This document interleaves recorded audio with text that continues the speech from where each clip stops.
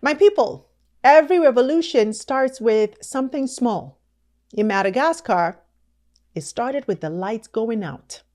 That's right. Now, for those of you who don't know, that means power cuts every single day. Not because of hurricanes or storms, but because the system just doesn't work. Imagine trying to run a business, study for an exam, or even cook dinner in the dark. That's the reality on the ground. And for young people who've grown up their entire lives in that darkness, literal and political, this blackout was the final spark. Now, at first, it looked like any ordinary protest, right? Small crowds, handwritten cards, a few angry chants. But something different was happening this time. The organizers weren't politicians or party loyalists. They were TikTokers, students, gamers, young professionals, a new generation calling themselves Gen Z Madagascar.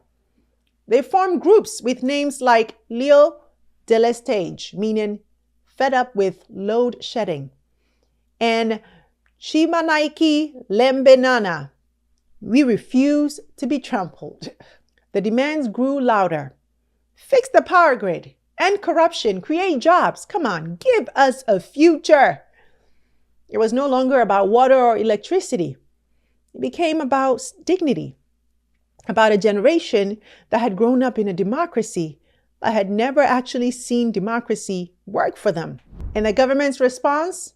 Well, the same old playbook: tear gas, arrests, intimidation.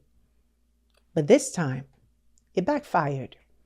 Because for every protester the police tried to silence, 1,000 more picked up their phones and live streamed the truth.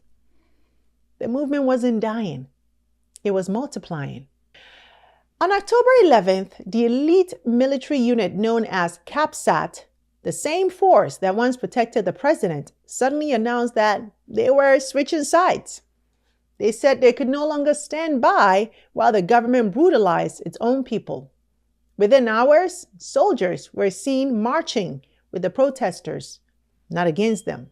Crowds cheered, people cried, and for a brief moment, the streets of Madagascar felt united.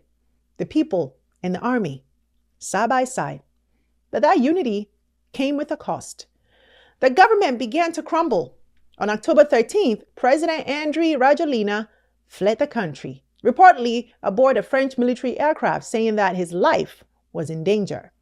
He later appeared in a video claiming that he was still in control, calling the protest a coup attempt. But it was too late.